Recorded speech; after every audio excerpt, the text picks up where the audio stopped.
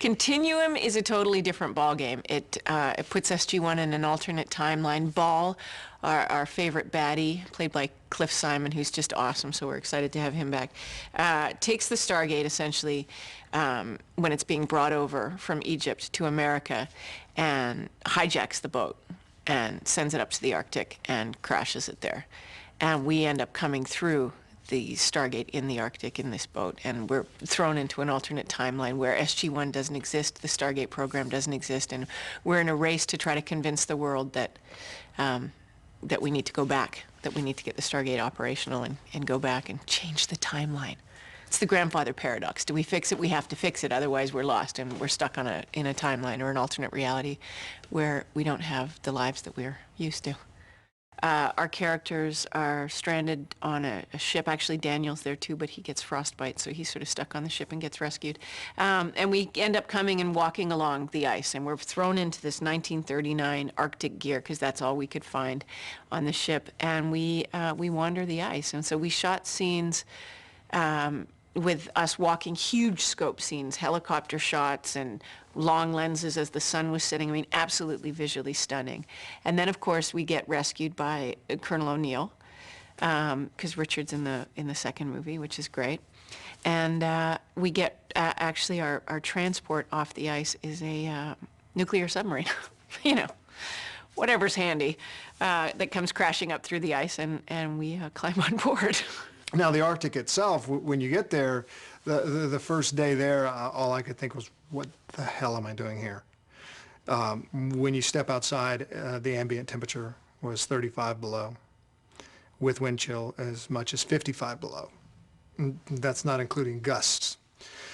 So when you step into that, within 30 seconds, you feel your flesh freezing, and you realize you're in an environment that could kill you quickly, and it's overwhelming. After a few days on the ice, you settle into it, and after a week, I didn't want to leave. We were completely isolated. You're completely dependent upon the people you're around.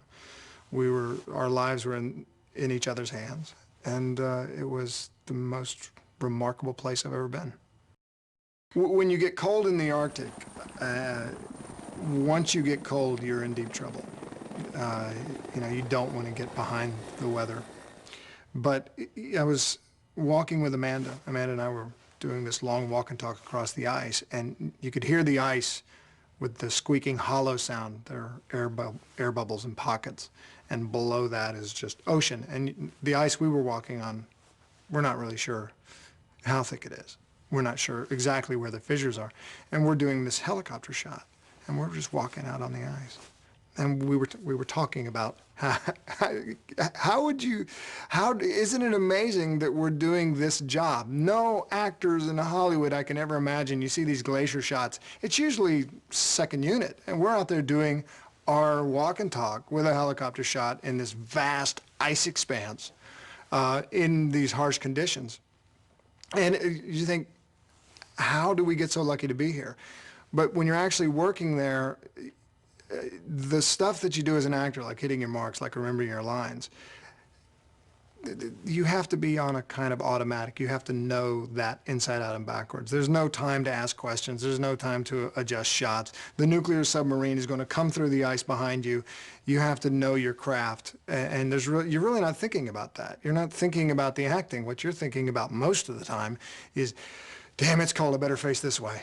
And while you're standing waiting for a shot, 2.5 hours on the ice in 40, 50 below, you concentrate on staying warm. And then they call action, and you do your thing.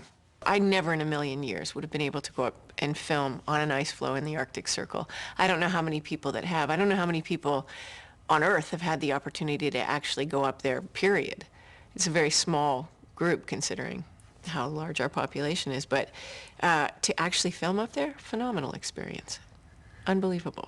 Freezing cold, on the alert for polar bears all the time, for real, which is kind of kooky.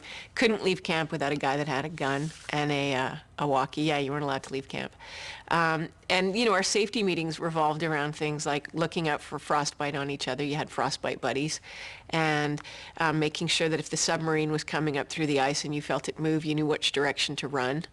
And being on the lookout for polar bears. Those were our safety meetings before each scene, which I just thought was hilarious, kinda. in a, life-threatening sort of scary way. Yeah, but it was awesome. It was beautiful. It was absolutely magical up there.